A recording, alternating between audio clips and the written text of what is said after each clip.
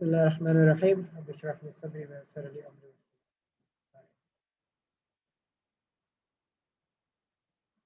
आज stationery waves का topic जो है वो इंशाल्लाह मुकम्मल कर लेंगे। छोटा टॉपिक है, ज़्यादा कंटेंट नहीं है इसके अंदर, थोड़ी बहुत बातें हैं, वो इंशाल्लाह गुफ्तगू हमारी जो होगी उसके अंदर वो मुकम्मल हो जाएगा। अगर कुछ एक्स्ट्रा कंटेंट होगा तो आई लेट यू नो, मैं बता दूँ कि भाई ये चीज़ें थोड़ा सा और आप लोग ध्यान में रखना। अच्छा देखिए भाई जनाब, यहाँ पे स्टेशनरी वेव क्या होता है, सबसे पहले तो इसके बारे में पढ़ लेते हैं। हमारे पास इससे पहले जितनी वेव्स थी उसमें एक सर्टेन डायरेक्शन के अंदर मोशन हुआ करती थी, वेव ट्रैवल करते हुए आगे की तरफ जा रही होती थी या वापस आ रही होती थी, कुछ ना कुछ ऐसा मामला होता था। फिर हमने इंटरफेरेंस का कॉन्सेप्ट पढ़ा था कि भाई दो वेव्स एक दूसरे के साथ किसी पॉइंट में मिलती हैं तो वो इंटरफेरेंस परफॉर्म करते हैं, और जो रिजल्टेंट वेव होती है वो उन दोनों का जो कह रहे हो कि जो डिस्प्लेसमेंट होता है उन दोनों का सम होती है, अलजेब्रिक सम। अब मामला कुछ यूं है इस वक्त कि भाई हमारे पास एक नई कैटेगरी ऑफ वेव आती है जिसको हम बोलते हैं स्टेशनरी वेव। तो स्टेशनरी वेव असल में इसलिए बोला जाता है क्योंकि ये वेव जो अपेरेंस होती है इसकी तो ऐसी होती है जैसे कि किसी दो पॉइंट्स के दरमियान में वो कन्फाइन हुई थी। मतलब उसकी जो अपेरेंस है वो वेव ऐसी नजर आती है जैसे कि दो पॉइंट के दरमियान में बंद हो गई, वो ट्रांसपोर्ट नहीं हो पा रही थी, उसकी नेट ट्रांसपोर्टेशन रुक चुकी होती है। मतलब वो वेव ऐसी होती है कि जो एनर्जी को एक एक पॉइंट से दूसरे पॉइंट तक नेट लेवल पर ट्रांसपोर्ट नहीं करती, उसको उसकी एनर्जी दो पॉइंट के दरमियान में जमा हो चुकी होती है। मतलब ये मामला ऐसा होता है कि आपके पास यहाँ से वेव जाएगी, अगर ये है, ये यहाँ से वेव इधर जाएगी,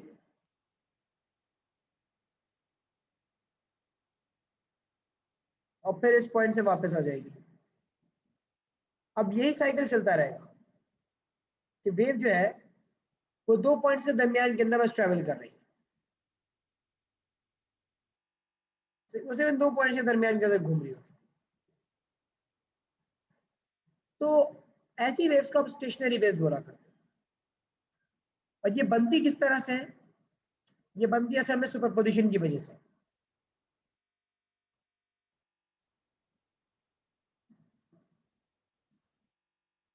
अच्छा, सुपरपोजिशन के अंदर क्या सिनेरियो होता है? सुपरपोजिशन में सिनेरियो होता है कि भाई when the incident wave is reflected at one end and the incident and the reflected wave interfere, they produce a stationary wave. जो इंसिडेंट वेव एक बाउंड्री से, जैसे बाउंड्री है हमारी, सही, इस बाउंड्री से जब हमारी इंसिडेंट वेव रिफ्लेक्ट होती है तो ये इंसिडेंट वेव, अगर पीछे से मैं एक और जगह इस तरह से इंसिडेंट वेव भेज रहा हूँ तो ये इंसिडेंट वेव और ये रिफ्लेक्टेड वेव आपस में इंटरफेयर करना शुरू हो जाती है, और इनकी जो इंटरफेरेंस होती है वो आपको स्टेशनरी वेव बना के देती है। अब एक छोटा सा लिंक है वीडियो का जो मैं आप लोगों के साथ व्हाट्सएप ग्रुप पे शेयर करूंगा, और मैं चाहूंगा कि वो छोटा सा वीडियो का लिंक है वो आप जरूर देखो, जिसमें आपको रिफ्लेक्शन ऑफ वेव्स जो है वो आपको यहाँ पे नजर आ रही होगी कि किस तरह से दो वेव्स आपस में एक दूसरे से रिफ्लेक्ट हो रही होती हैं, और रिफ्लेक्शन में जो फेज का डिफरेंस आता है ओपन एंड और क्लोज एंड से, वो भी आपको वहाँ पे नजर आएगा। असल में कुछ डिफरेंसेस अगर मैं पहले बात कर लूँ उसके बाद फिर इंशाल्लाह आपको बल्कि वीडियो भेज दूंगा, पहले कुछ छोटे से डिफरेंसेस की बात कर लेता हूँ कि स्टेशनरी और रिफ्लेक्टेड में फर्क क्या है। तो स्टेशनरी इफेक्ट बोलो, सॉरी, प्रोग्रेसिव और स्टेशनरी में क्या फर्क है? देखिए प्रोग्रेसिव वेव्स जो होती है वो होती है जो एनर्जी को एक पॉइंट से दूसरे पॉइंट तक ट्रांसपोर्ट कर सके। इन जनरल हम बोलते हैं waves that transport energy from one point to another, they are regarded as progressive waves. जबकि स्टेशनरी वेव्स जो होती हैं which do not have a net transfer of energy, they are confined between two points, एक जगह से जाएगी, reflect होकर वापस आ जाएगी, फिर जहां से भेजी गई थी वहां से फिर रिफ्लेक्ट होकर उधर जाएगी, फिर रिफ्लेक्ट होकर वापस आ जाएगी, ये वाली सिचुएशन। दूसरा मामला, प्रोग्रेसिव वेव में वेव फॉर्म ट्रांसलेट होती हुई नजर आती है, मतलब बाकायदा दिखती है कि भाई एक वेव आगे की तरफ जा रही है, जैसे वाटर रिपल्स होते हैं, आप बाकायदा देख सकते हो उनको आगे ट्रैवल होता हुआ। स्टेशनरी वेव में पता ही नहीं चलता कि वेव ट्रैवल कर भी है नहीं कर रही, वेव फॉर्म स्टेशनरी फील होती है अपनी जगह पर, जैसे बोलते हैं ना रबर बैंड खींचो और बीच से फिंगर से उसका प्लग करो, तो वैसा लगता है रबर बैंड अपनी जगह पे आगे पीछे बस मूव कर रहा है, वो ट्रांसलेट होता हुआ नजर नहीं आता।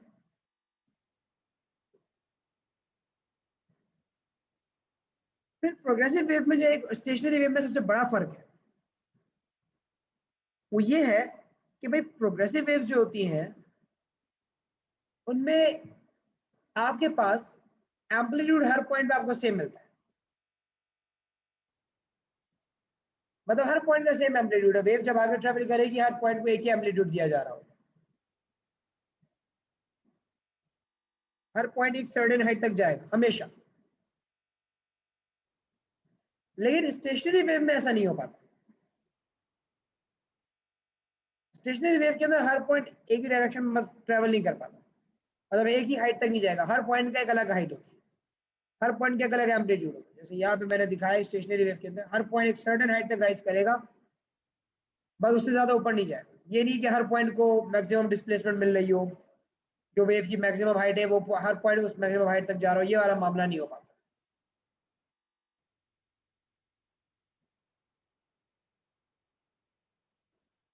अब मैं जरा ये कुछ एनिमेशन वगैरह जो है ना वो मैं चाहूंगा कि आप लोग जरा एक नजर देखो इसको।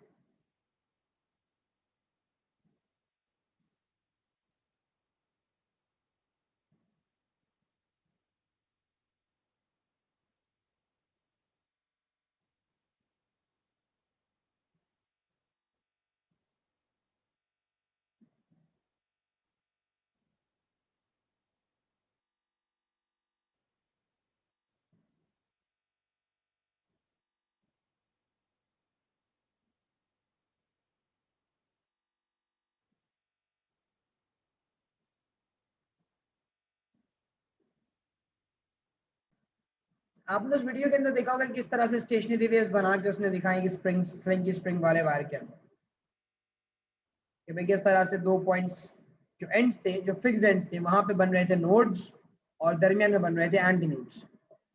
अब देखो नोड्स और एंटी नोड्स क्या होते हैं। नोड्स होता है वो पॉइंट जहाँ पे डिस्ट्रक्टिव इंटरफेरेंस हो, हमेशा डिस्ट्रक्टिव इंटरफेरेंस, वहाँ कभी एम्पलीट्यूड आता ही नहीं है।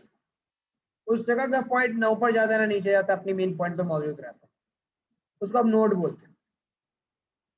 तो नोड में जो पॉइंट होता है वो कभी भी अपने अंदर कोई एम्पलीट्यूड रखता ही नहीं है, कोई डिस्प्लेसमेंट नहीं होता। एंटी नोड वो वाला पॉइंट होता है जहां मैक्सिमम डिस्प्लेसमेंट मिलती है, ये कह लो वो मैक्सिमम एम्पलीट्यूड मिलता है, कि पॉइंट सबसे ज्यादा हाईएस्ट एम्पलीट्यूड पे एंटी नोड के ऊपर जाता है, जो यहाँ पे ए से रिप्रेजेंट हुआ है। तो स्टेशनरी वेव में क्रेस्ट और ट्रफ्स की बात नहीं होती, स्टेशनरी वेव में बात होती है नोड्स और एंटी नोड्स की, कि नोड क्या बन रहा है, एंटी नोड कहाँ बन रहा है, इस तरह की चीजें डिस्कस होती है। और फिर अगर आप इस बात को गौर करो, जो एनिमेशन हमने देखी थी वो दोबारा एक नजर में आप लोगों को दिखाऊं अगर,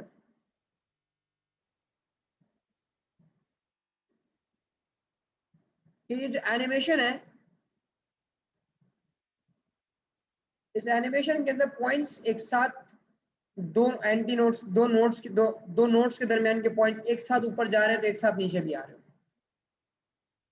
दे are moving together, they are rising together, they are falling together, एक साथ अपने अपने मैक्सिमम पॉइंट्स पे पहुंचते हैं, फिर एक साथ मिनिमम पॉइंट पे आते हैं, एक साथ जीरो पे जाते हैं, वो इसी तरह मूव कर रहे हैं। तो जो भी दो नोड्स के दरमियान के पॉइंट्स होते हैं ना सारे, they are all in phase with one another, they are moving simultaneously, they are moving together, they are moving in a synchronized manner.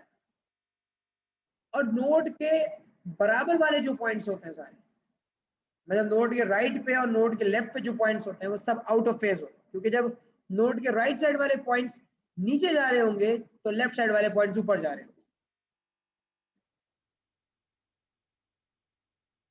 और इसी तरह जब लेफ्ट साइड वाले पॉइंट्स और राइट साइड वाले पॉइंट्स ऊपर जा रहे होंगे तो लेफ्ट साइड वाले नीचे भी होंगे। तो मूवमेंट आपके पास ऐसी हो रही होती है। तो हम ये कहते हैं कि when you are working with points, तो points which are between the two nodes are said to be in phase. जैसे मैंने दिया मिसाल ए बी, तीन कुछ पॉइंट मैंने लेबल कर दिया ना, A B C, A B B C A C, ये सब एक फेज है एक दूसरे के साथ, हालांकि लोकेशन आगे पीछे है लेकिन कहेंगे एक फेज में। All three of them are in phase with one another, they are rising together, they are falling together. लेकिन अगर आउट ऑफ फेज की बात देखी जाए तो A D, A F, B D, B F, C D, C F, ये सारे out of phase है एक दूसरे के साथ।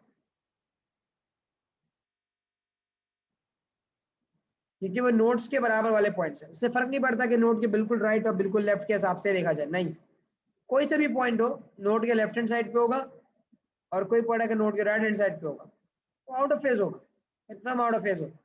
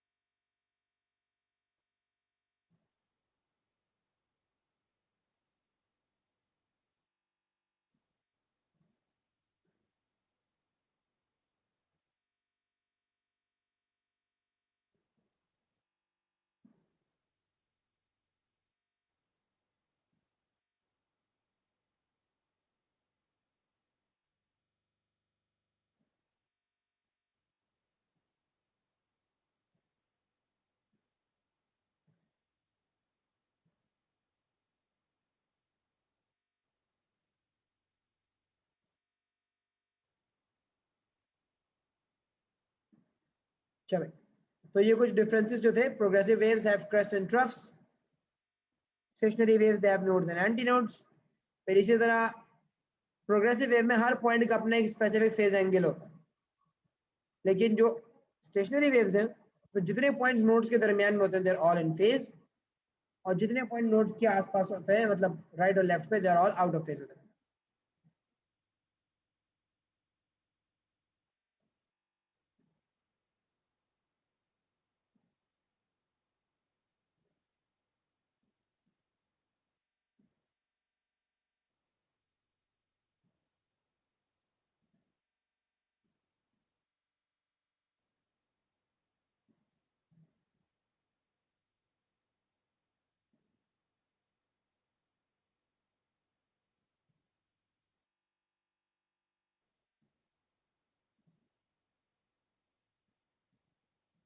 अब मामला ये है कि भाई आपके पास रिफ्लेक्शन ऑफ वेव कैसे होती है।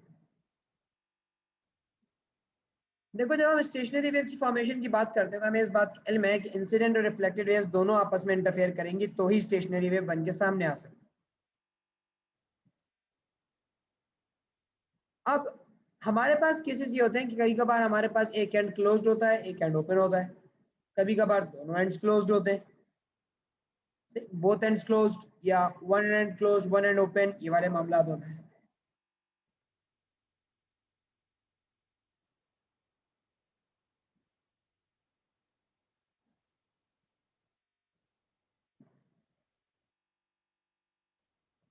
तो एक क्लोज्ड एंड से रिफ्लेक्शन कैसे होती है और ओपन एंड से रिफ्लेक्शन कैसे होती है, ये देखो।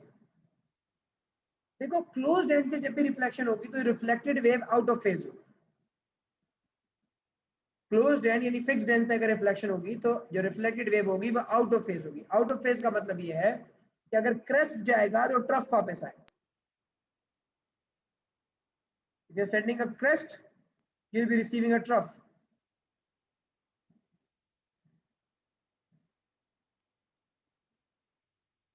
और अगर ओपन एंड से रिफ्लेक्शन होगी, जैसे यहाँ है,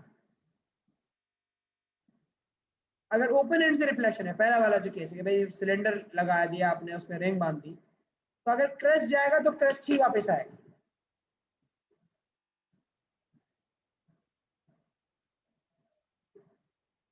तो मैं इसकी भी एक आपको रिफ्लेक्शन भेजता हूँ ताकि आपको अंदाजा हो इस चीज का।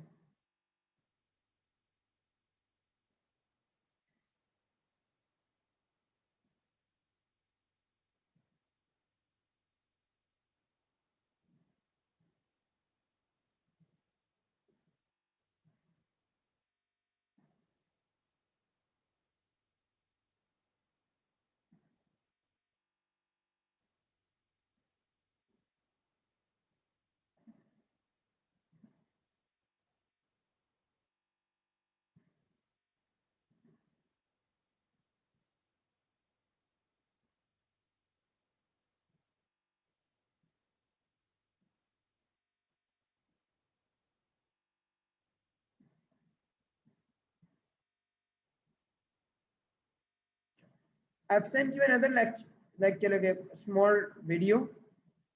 इसमें फिक्स्ड एंड और ओपन एंड से होने वाली रिफ्लेक्शन की आपको एक एनिमेशन बाकायदा दिखाई गई। रियल लाइफ पर क्या एनिमेशन, क्या रियल लाइफ ऑब्जर्वेशन, तो उसको भी देखो ताकि अंदाजा हो क्या हो रहा है, फिर तो जाके आपके पास वेवलेंथ आएगी। तो लैम्डा जो है वो 12 के बराबर है, तो मैंने लैम्डा की जगह जब 12 रखा तो मेरे पास फ्रीक्वेंसी का फॉर्मूला हो गया v upon 12, f equals v upon 12। इसी तरह सेकंड हार्मोनिक और इसी तरह थर्ड हार्मोनिक है। सेकंड हार्मोनिक के लिए मैंने देखा कि भाई अब हमारे पास जो अगली पॉसिबिलिटी हो सकती है वो ये हो सकती है कि एंड्स पे तो नोड्स हो, दरमियान में भी एक नोड एक्स्ट्रा। इसके अलावा स्टेशनरी वेव का कोई फॉर्मेशन का पॉसिबिलिटी ही नहीं। मतलब खुद सोचो ना कि आपके पास अगर यहाँ पे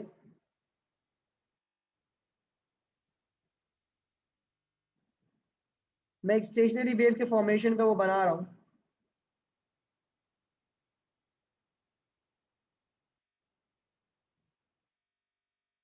तो भाई अगर दो नोड्स होने हैं लाजमी एंड्स के ऊपर,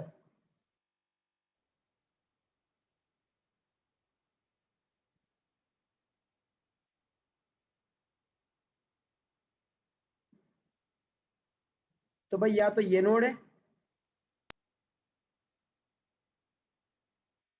या तो यहां से लेके यहां तक की वेव हो सकती है सही, या फिर यहां से लेके यहां तक की वेव हो सकती है, या फिर जनाब यहां से लेके यहां तक की वेव हो सकती है। मतलब एंड्स पे नोड बनना जरूरी है ना। तो आपके पास या तो इतना पोर्शन हो सकता है एक वेव पे, इन दो को मिला के पोर्शन बनेगा,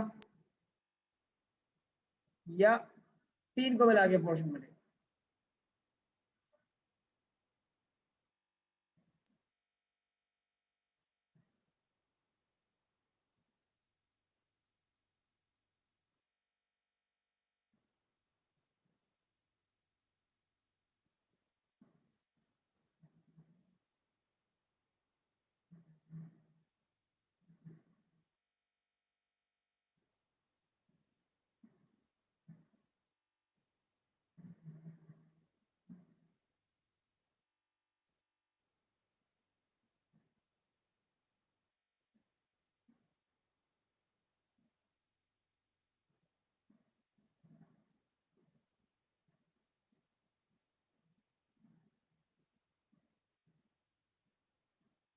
सही है भाई। तो सेकंड हार्मोनिक की शेप और थर्ड हार्मोनिक की शेप समझ में आई क्यों ऐसी बन रही है? अगर फर्स्ट हार्मोनिक में दो नोट्स थे और एक एंटी नोट था, एक हाफ वेव थी, तो अगले में इस तरह का एक और हाफ पोर्शन जोड़ दो, फिर एक और हाफ पोर्शन जोड़ दो, तो अगले अगले हार्मोनिक्स में जाते चले जाओ।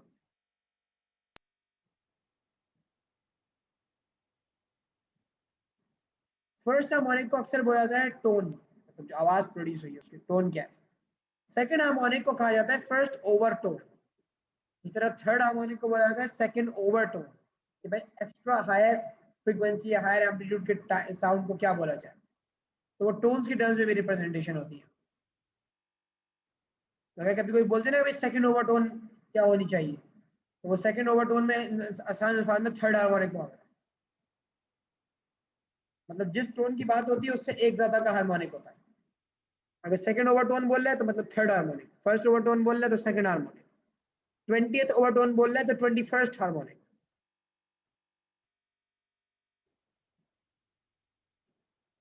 अब यहाँ पे हमने क्या किया था, इसके ऊपर हमने थोड़ी सी वर्किंग की थी, फंडामेंटल फ्रीक्वेंसी की डेफिनेशन वगैरह हमने दी थी, और इसकी फॉर्मूले की डिजाइनिंग के हिसाब से भी मैंने कुछ वर्किंग की थी, वो भी मैं दिखा देता हूँ।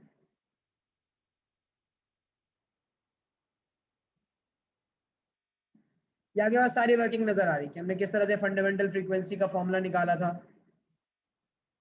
सही, तो हमने डेफिनेशन दी थी भाई, it is the minimum frequency of vibration at which a stationary wave can be produced. ये फंडामेंटल फ्रीक्वेंसी है। फिर सेकंड हार्मोनिक के लिए हमने वर्किंग की,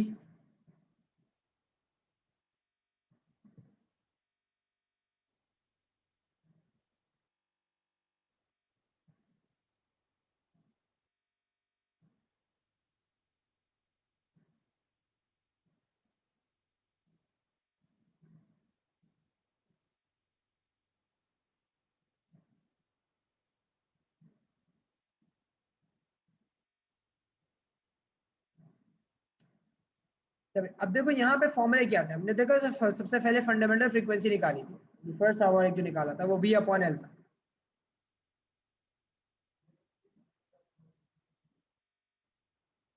V अपॉन L बोलो, सॉरी, V अपॉन 2L था। सेकंड हार्मोनिक हमारा V अपॉन L आया था। अब यहाँ पे जो वर्किंग मैंने ऊपर की उसे देख सकते हो, इस वक्त जो लेंथ है वो वेवलेंथ के बराबर आई। जिस लेंथ का वायर आपका था वाइब्रेशन के लिए, आपने उतनी ही बड़ी वेव प्रोड्यूस की हुई है, तो लेंथ और वेवलेंथ बराबर हुई। तो मैंने लैम्डा की जगह सिर्फ L रख दिया, तो F हो गया V upon L। Second harmonic की वैल्यू हो गई V अपॉन L।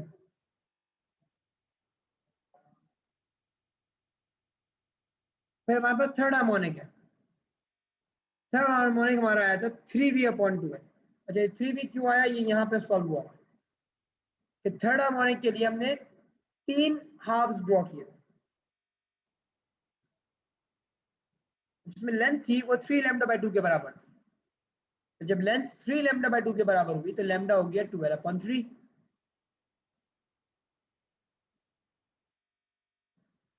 तो जब मैंने लैम्डा की जगह उसको रिप्रेजेंट किया, V इक्वल्स एफ लैम्डा की जगह उसे 12 अपॉन 3 लिखा, तो वो सिंप्लीफाई हो गया 3V अपॉन 12 बन गया। कहाँ पूछो, सवाल क्या है तुम्हारा? सर ये जो एफ यहाँ लिखा है ये फ्रीक्वेंसी का है या फंडामेंटल फ्रीक्वेंसी का? ये F तो F equals absolute to frequency है, फंडामेंटल फ्रीक्वेंसी को F नॉट बोलते हैं। F not. तो थर्ड ठीक है सर। हार्मोनिक हो गया 3V अपॉन 2। अब अगर मैंने फंडामेंटल फ्रीक्वेंसी को F नॉट कह दिया,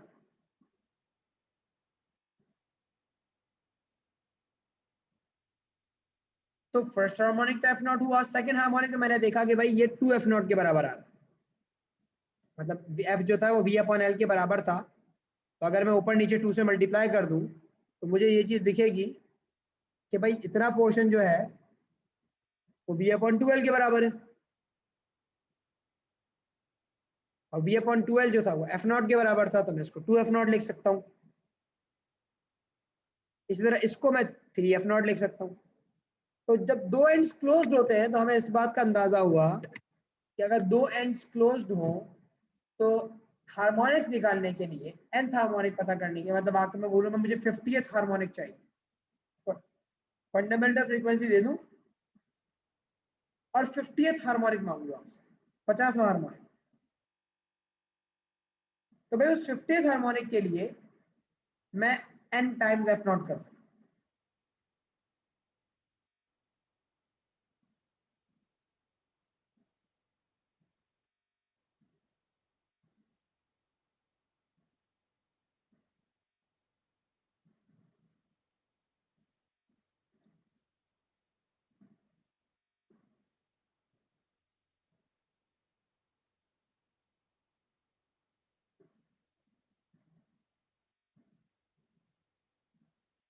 सही, n is the number of the harmonic. अगर जैसे बोला कि अभी 60th हार्मोनिक चाहिए, तो आपने फंडामेंटल फ्रीक्वेंसी जो 5 हर्ट्ज थी उसको 60 से मल्टीप्लाई कर दिया, तो पता चल गया भाई 300 हर्ट्ज है। तो अगर फंडामेंटल फ्रीक्वेंसी 5 हर्ट्ज थी, यानी फर्स्ट हार्मोनिक 5 हर्ट्ज से बना है, और सेकंड हार्मोनिक 10 हर्ट्ज से बनेगा, थर्ड हार्मोनिक 15 हर्ट्ज से बनेगा, इन दोनों फ्रीक्वेंसीज के दरमियान में कोई नई स्टेशनरी वेव नहीं बन सकती। मतलब अगर आप चाहें कि भाई एक सर्टेन वायर, इसमें आप 5 हर्ट्ज से फ्रीक्वेंसी बना रहे हैं और अगली हार्मोनिक जो है वो 10 हर्ट्ज पे आ रहा है, तो 5 और 10 के दरमियान में भी किसी फ्रीक्वेंसी पे स्टेशनरी वेव बन जाए, ये पॉसिबल नहीं, क्योंकि उसमें पैटर्न नहीं स्टैब्लिश हो पाता, इंसिडेंट वेव और रिफ्लेक्टेड वेव के इंटरफेरेंस सही नहीं हो पाते, तो स्टेशनरी वेव बन ही नहीं पाती। स्टेशनरी बनने के लिए एक सर्टेन फ्रीक्वेंसी का होना जरूरी है, सिर्फ उसी पे स्टेशनरी बनेगी, हर फ्रीक्वेंसी पे स्टेशनरी वेव नहीं बनती।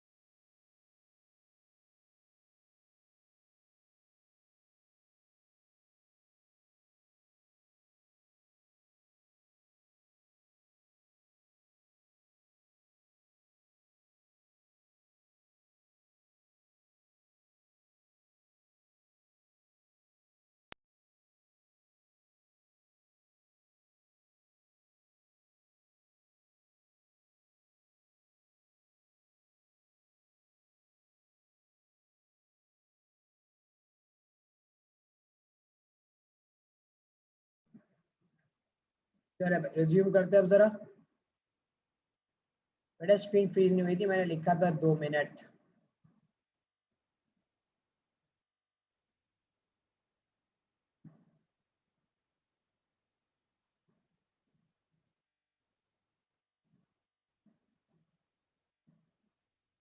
अच्छा भाई, अब हम बात करते हैं जरा एक एंड क्लोज्ड और एक एंड ओपन के ऊपर। अगर हमारा एक एंड क्लोज हुआ हुआ और एक एंड ओपन है, देखो मैंने अभी उस वक्त बताया था कि ओपन एंड जो होता है उससे जब भी वेव बनती है वो एक कह लो कि एंटी नोड बनाती है वहां। उस एंटी नोड का जो रीजन है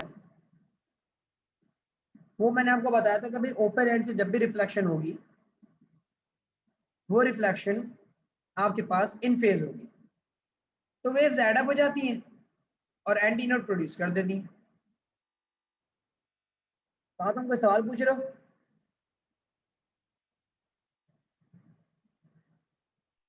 हाँ सर, ये जो इस टाइप के जो सर क्वेश्चन आते हैं ना, ओपन एंड और एक एंड क्लोज, सर अक्सर वो सर ड्रॉ करने को बोलता है उसमें कि बताओ कितने वेव ये ड्रॉ होंगे। सही है। सर वो सवाल एक करा देंगे एग्जाम्पल के तौर पे। चलो मैं देख लेता हूँ।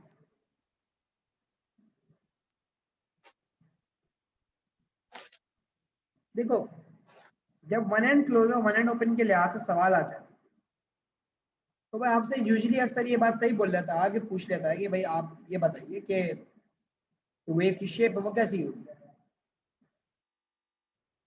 मतलब वेव की शेप के बारे में जजमेंट होती है असल में, खास तौर पर कितना पोर्शन वेव का बनेगा। देखो, जब वन एंड ओपन और वन एंड क्लोज के ऊपर कहानी चलती है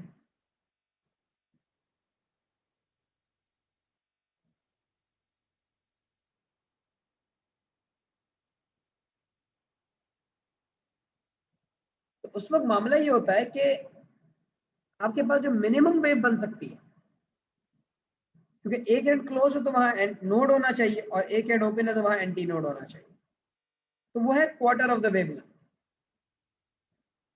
पहला जो सबसे पहला हार्मोनिक है वो क्वार्टर ऑफ द वेवलेंथ है, ये वन क्वार्टर बन सकता है। क्लोज एंड पे नोड आ रहा है, ओपन एंड पे एंटी नोड आ रहा है।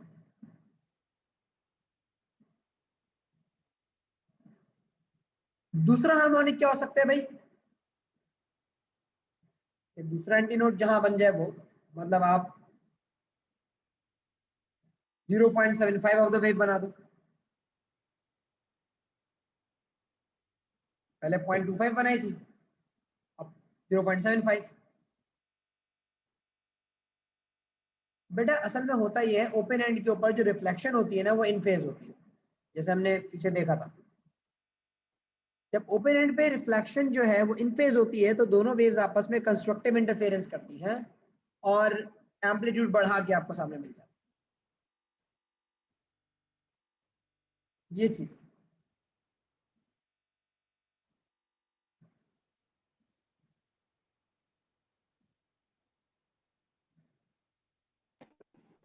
सर आपकी आवाज अटक रही है। मैं ये कह रहा हूं कि जब दो वेव्स आपस में ओपन एंड के ऊपर इंटरफेयर करती हैं तो वो कंस्ट्रक्टिव इंटरफेरेंस करती हैं उस वक्त। उसका रीजन ये है कि जब एक इंसिडेंट वेव रिफ्लेक्ट होती है ओपन एंड से तो उसकी जो रिफ्लेक्शन होती है वहां पे, ये समझ लो कि वो इन फेज रिफ्लेक्ट होती है वेव। अब जब भी वेव कभी इन फेज रिफ्लेक्ट होगी तो लाजमी सी बात है कि अगर क्रस्ट जा रहा है क्रस्ट वापस आया। अब जब क्रस्ट ही वापस आ रहा है और क्रस्ट ही जा रहा था तो दोनों आपस में कंस्ट्रक्टिव इंटरफेरेंस करेंगे जिससे वहां एम्पलीट्यूड ज्यादा हो जाएगा, लिहाजा आपके पास कह लो कि एंटी नोड बन जाता है वहां पे।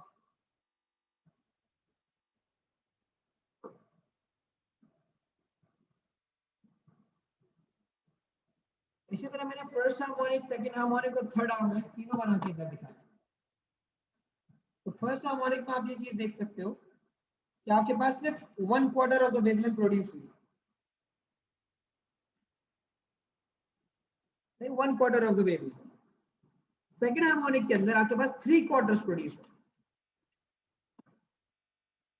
क्योंकि आपको ओपन एंड पे एंटी नोड रखना है और क्लोज एंड पे नोड रखना है। तो मैंने जो इधर वर्किंग की थी लेफ्ट हैंड साइड के ऊपर, तो आप इसको देख सकते हो कि यहाँ पे फर्स्ट हार्मोनिक कैसे बन रहा है कि भाई एक नोट और बिल्कुल उसके बाद वाला अगला एंटी नोट।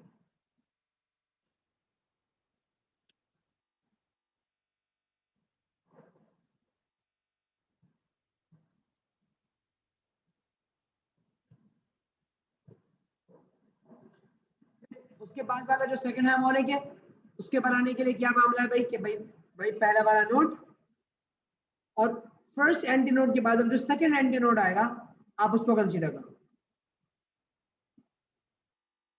तो आपके पास यहाँ पे जो सेकंड हार्मोनिक बना उसमें 3/4 ऑफ द वेवलेंथ आई,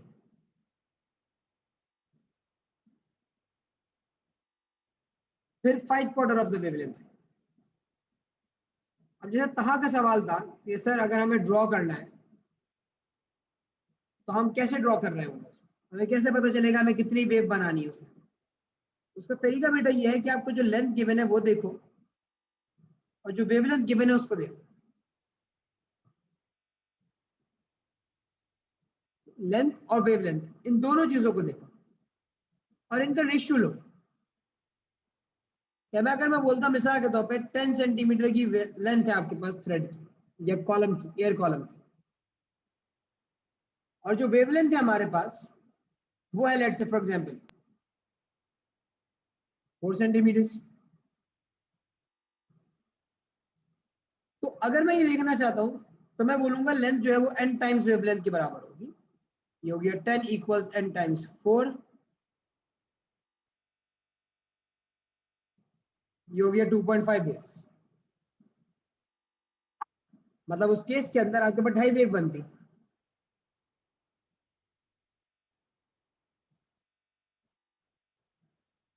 मतलब जो भी रीजन होता है उसमें 2.5 वेव होता है। 2.5 के मतलब एक ये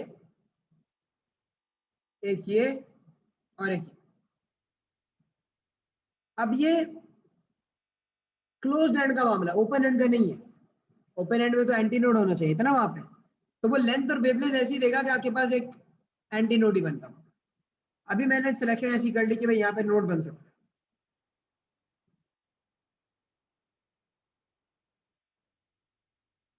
वो अब अगला सवाल कैसा दे सकता है, वो बोल सकता है कि भाई मेरे पास जो लेंथ है वो 10 सेंटीमीटर है, मुझे पता वेवलेंथ कितनी होनी चाहिए अगर मैं फोर्थ हार्मोनिक बनाना चाहता हूं।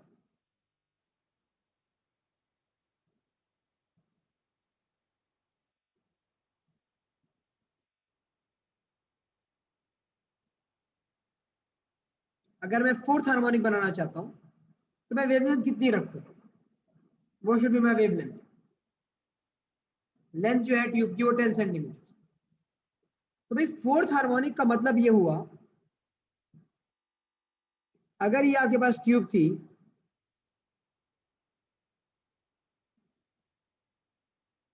ये एक हार्मोनिक हो गया था,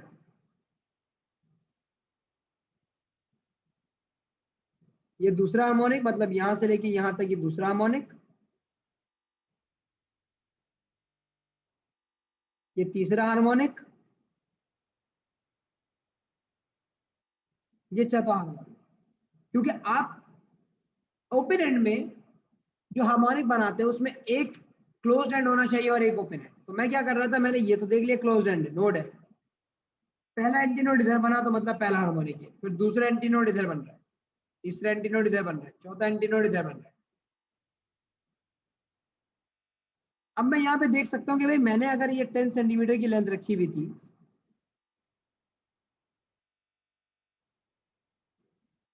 इसमें मेरे पास कितनी वेवलेंथ आ गई। तो अगर आप क्वार्टर ही काउंट कर लो, क्वार्टर्स ही काउंट कर लो, भाई एक क्वार्टर ये रहा, दूसरा क्वार्टर, तीसरा क्वार्टर, चौथा क्वार्टर, पांचवा क्वार्टर, छठा क्वार्टर और सातवां क्वार्टर, 7 क्वार्टर है।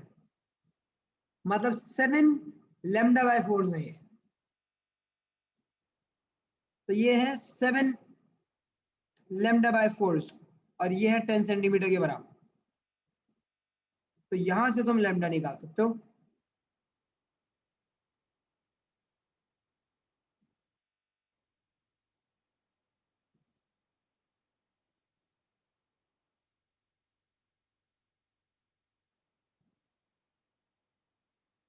5.71।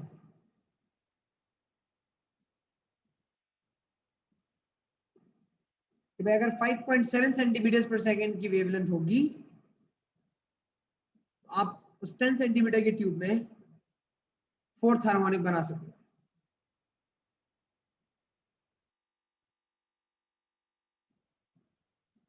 फाइव पॉइंट सेवन की अगर वेवलेंथ,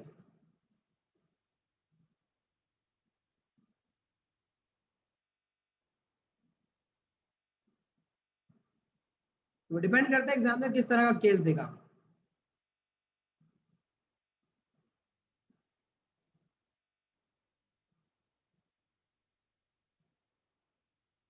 बाकी हमने एक वर्किंग की थी, मैं चाहूंगा ये वर्किंग आप एक नजर जरा देखो।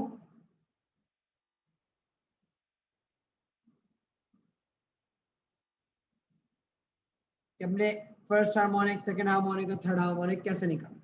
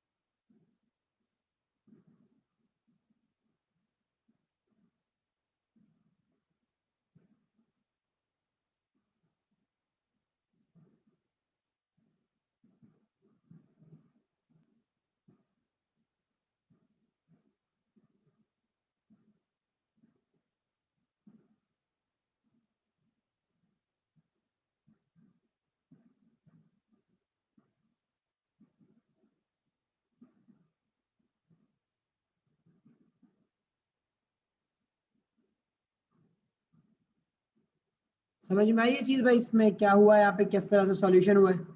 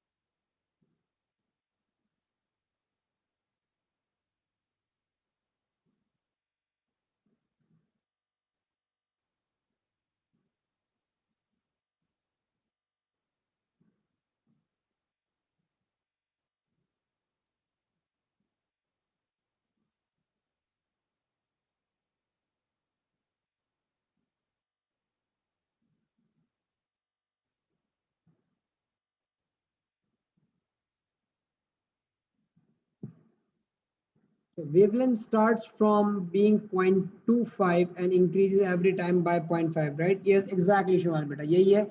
0.25 क्वार्टर से शुरू होते हैं और हर मर्तबा आधी आधी वेवलेंथ का इजाफा होता चला जाता है उसके अंदर। That is the fact.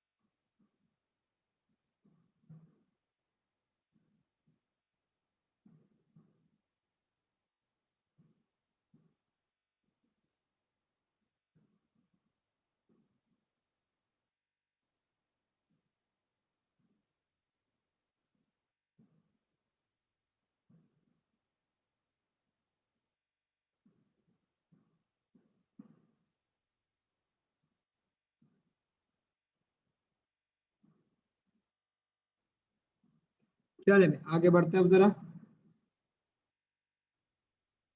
अब हम बात करते हैं speed of the stationary wave. देखो ऑल्दो वो स्टेशनरी है, लेकिन वो जो जिन वेव से मिलके बन रही है वो तो इंसिडेंट और रिफ्लेक्टेड वेव्स है ना, उनकी तो स्पीड होती है, they are travelling forward and backward. बेटा ये कंप्लीट होने में मुझे मेरे ख्याल से will need more not more than half an hour, तो शायद 11 बजे खत्म हो जाएगा।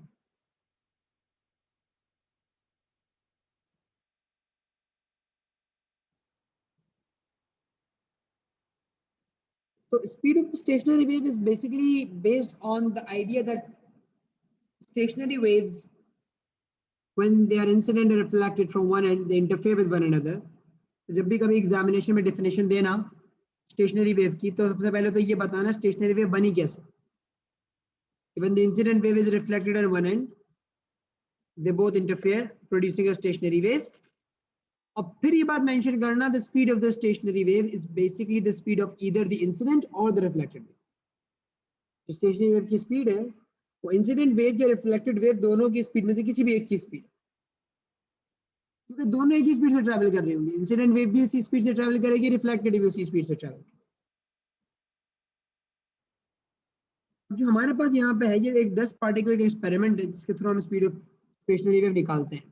हम क्या करते हैं, क्यूब के अंदर 10 पार्टिकल स्कैटर करते हैं और साथ एक लाउड स्पीकर और फ्रीक्वेंसी जनरेटर अटैच करते हैं। जैसे हम फ्रीक्वेंसी जनरेटर ओपन करते हैं और उसकी फ्रीक्वेंसी को एडजस्ट करते हैं, तो हम क्या देखते हैं कि हमारे डस्ट पार्टिकल्स एक स्पेसिफिक लोकेशंस पे क्लस्टर हो चुके हैं, जमा हो गए, इकट्ठा हो गए।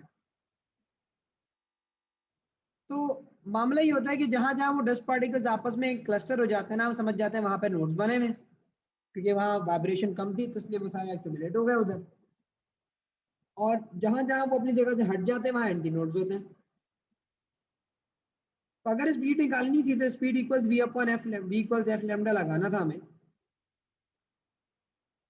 हमारे पास ये 50 सेंटीमीटर की ट्यूब की लेंथ है और मैंने वेवलेंथ निकालने के लिए इसमें क्या किया, जब मैंने मेरे पास जो नंबर ऑफ सैंड लोकेशंस आई हुई थी मैंने उसको देखते हुए वेव बना दी।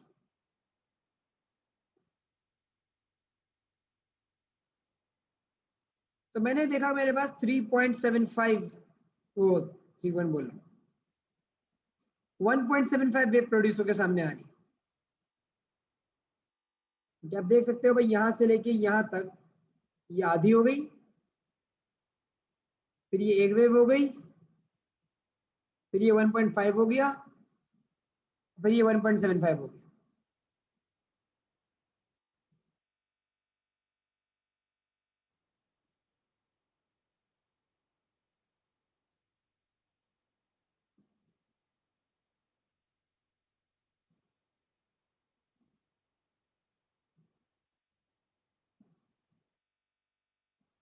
तो हमने यहाँ पे हमें ये पता चल गया कि 1.75 of the wavelength is equal to 50 centimetre.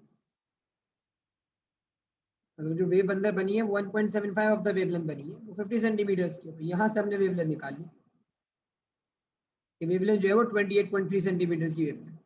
Frequency generator से फ्रीक्वेंसी आ गई, यहाँ से आगे बस वेवलेंथ आ गई। अब आप v इक्वल्स एफ लैम्डा आराम से लगाओ और निकालो।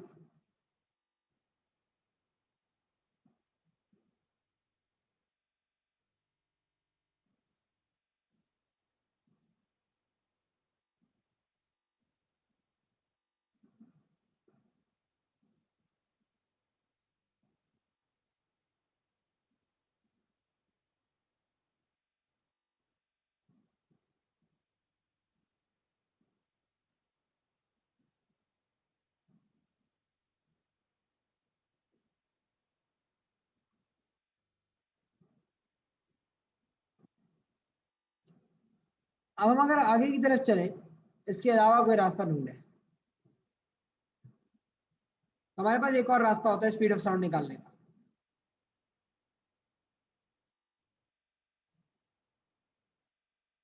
एक्सपेरिमेंट नंबर 2 में हम क्या करते हैं,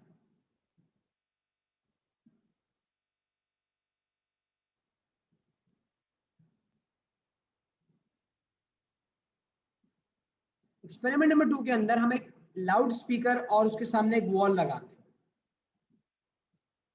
हमारे पास ये लाउड स्पीकर है, उसके सामने हमारे पास एक वॉल है, उसके सामने से प्लेस कर दिया लाउड स्पीकर के सामने।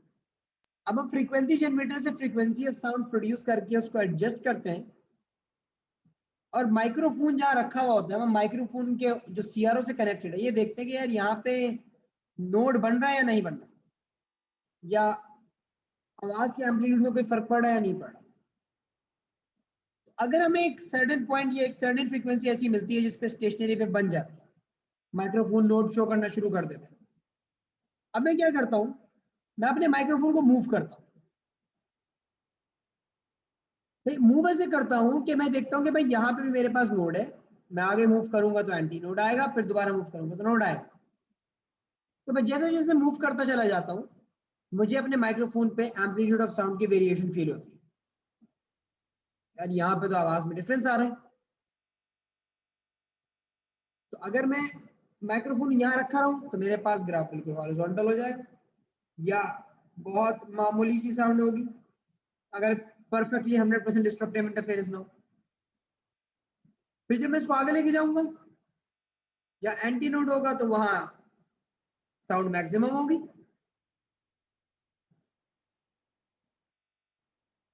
जब माइक्रोफोन नोड पे होता है तो हमें इस तरह का मामला दिख रहा होता है। एक्चुअल में थोड़ी सी वेव दिखती है, लेकिन आइडियली कुछ भी नहीं दिखता, हॉरिजॉन्टल है। और जब आप एंटी नोड पे होते हो तो आपको पूरी वेव बनी हुई दिख रही होती है।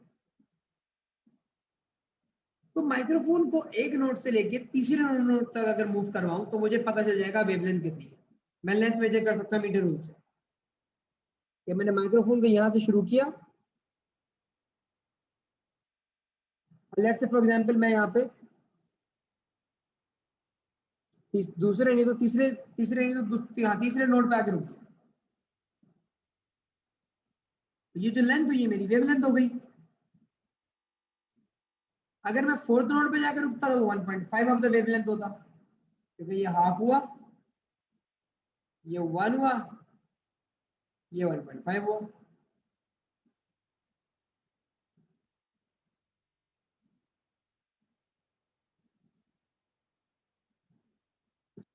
तो मैं लेंथ को वेवलेंथ के इक्वल करके वेवलेंथ निकाल सकता था कि wavelength equals 1.5 of the wavelength. अगर दो नोड्स के दरमियान में देखता तो length equal to simple wavelength बोल देता मैं।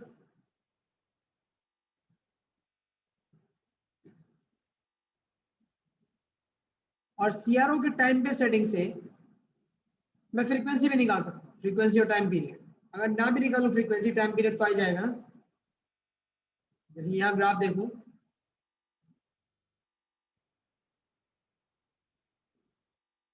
ये आपके पास ग्राफ बना हुआ है।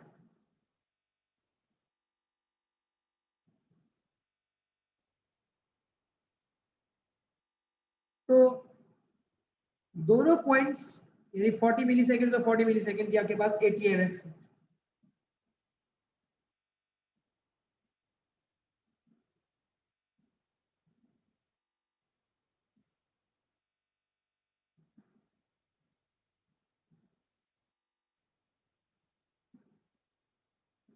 सही 80 मिली सेकेंड हो गई, ये मेरे पास टाइम पीरियड हो गया।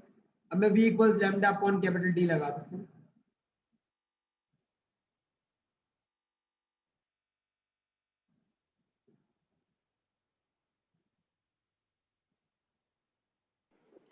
सर ये एकदम फिर समझा दें। क्या चीज? ये टाइम बेस्ड सेटिंग, इसमें से फ्रीक्वेंसी कैसे निकालें? देखो फ्रीक्वेंसी तुम्हारे पास यहाँ से डायरेक्ट नहीं आती, मैंने तो टाइम पीरियड निकाला ना 80 मिली सेकेंड। फ्रीक्वेंसी निकालने के लिए 1/T करना पड़ेगा।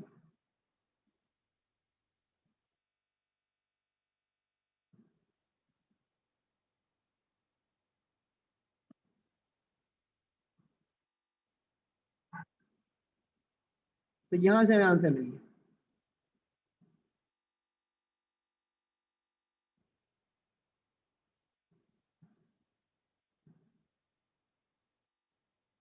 तो ये चीज़ है आपकी स्टेशनरी वेव।